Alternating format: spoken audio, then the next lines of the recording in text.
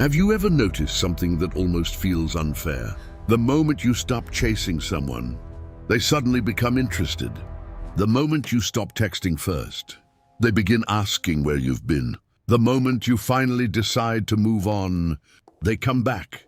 Coincidence? Or is there a hidden law of human psychology operating beneath every relationship you've ever had? Most people believe love is about who cares the most. But what if history, psychology, and philosophy have been pointing toward a far more uncomfortable truth? What if the person who appears to care less often holds the greatest power? Not because they are stronger, not because they are smarter, but because emotional dependence quietly shifts the balance of every relationship. This isn't a dating trick. It isn't social media advice. And it certainly isn't an invitation to become emotionally cold. It is a psychological principle that has quietly shaped friendships, marriages, negotiations, workplaces, politics, and human relationships for generations. A principle that most people live under without ever realizing it exists. Imagine two people sitting across from each other in a restaurant. One has been checking their phone every 30 seconds, wondering why the other has become distant. Every delayed reply feels personal. Every change in tone becomes something to analyze. They replay conversations in their mind, searching for mistakes they may have made. Across the table, the other person appears relaxed, calm, comfortable with silence. If the relationship continues, that's fine. If it ends, life goes on. Who has more psychological freedom? More importantly, who has more influence? The answer reveals one of the oldest and least understood dynamics in human relationships. Long before modern psychologists began studying attachment, the American sociologist Willard Waller proposed what became known as the principle of least interest. His observation was remarkably simple, yet deeply unsettling. In any relationship, the person who is least emotionally dependent generally possesses the greater power, not because they deserve it, not because they planned it, but because dependence always changes the balance of choice. The person who fears losing the relationship more often finds themselves adapting more, compromising more, waiting longer, apologizing first, and tolerating behaviors they once promised themselves they never would. Power in this sense is not about control. It is about options. The person who believes they can walk away usually negotiates from a position of greater psychological freedom. This explains something almost everyone has experienced but few understand. Perhaps you've sent a message and stared at your phone for hours, hoping for a reply. Every minute feels longer than the last. Your mind begins creating stories. Maybe they're losing interest. Maybe I said something wrong. Maybe they're talking to someone else. Meanwhile, the other person may simply be busy. Or perhaps they aren't. The point isn't what they're doing. The point is what your mind begins doing. When emotional security becomes dependent on another person's response, your imagination often becomes your greatest enemy. Psychologists call this anxious attachment. John Bowlby, the founder of attachment theory, believed that our earliest emotional experiences shape how we seek closeness throughout life. His colleague Mary Ainsworth later demonstrated that people develop different attachment patterns. Some feel secure even during uncertainty. Others become intensely preoccupied with signs of rejection. Still others protect themselves by avoiding emotional closeness altogether. These are not flaws. They are adaptations. But when an anxious attachment style meets an avoidant attachment style, a fascinating dance often begins. The more one pursues, the more the other withdraws. The more one withdraws, the harder the other pursues.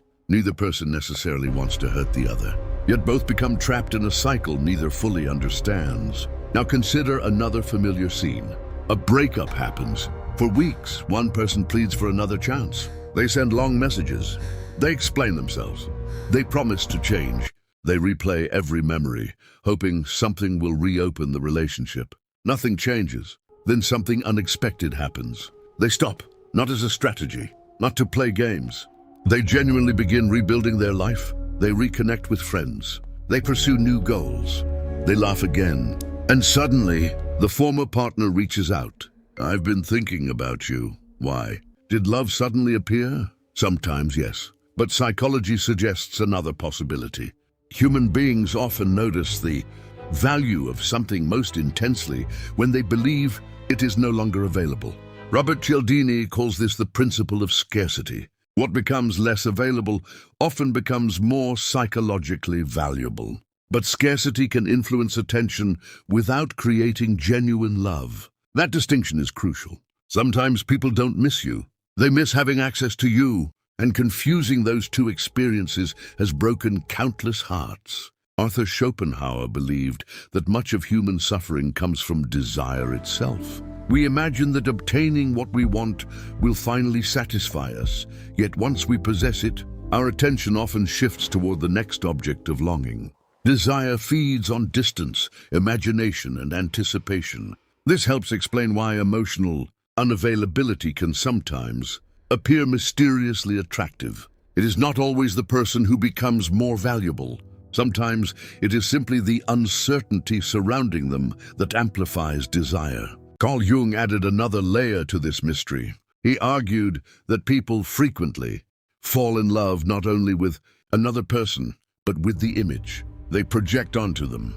We fill the unknown spaces with our hopes, fantasies, and unmet needs. In that sense, emotional distance can become a blank canvas onto which we paint our deepest desires. The less we truly know someone, the easier it can be to imagine them as everything we've been searching for. But here lies the darker reality.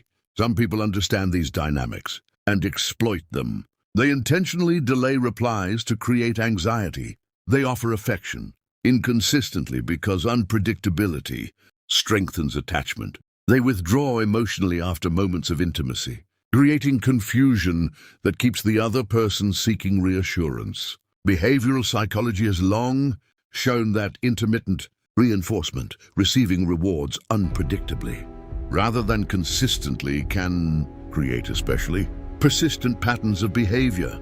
This is one reason gambling can become so compelling, and why inconsistent affection can sometimes feel unusually difficult to let go of. That doesn't mean every delayed reply or change in behavior is manipulation. Life is messy, and people have many reasons for their actions. But when inconsistency is used deliberately to keep someone emotionally dependent, the relationship shifts from connection to control. The greatest irony is this: many people spend years trying to become the person who cares less because they believe that's the path to power. But emotional numbness is not freedom.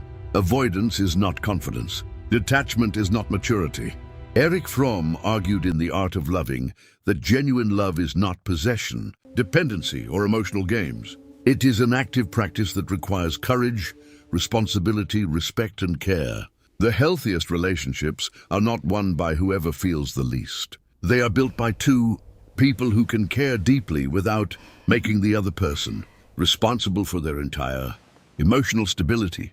So perhaps the real lesson was never to care less. Perhaps it was to need less. Because those are not the same thing. When your identity, peace, and purpose no longer depend entirely on another person's choices, you become capable of loving freely rather than fearfully. You stop chasing certainty and start cultivating security within yourself. The silent power dynamic was never about becoming colder than the other person.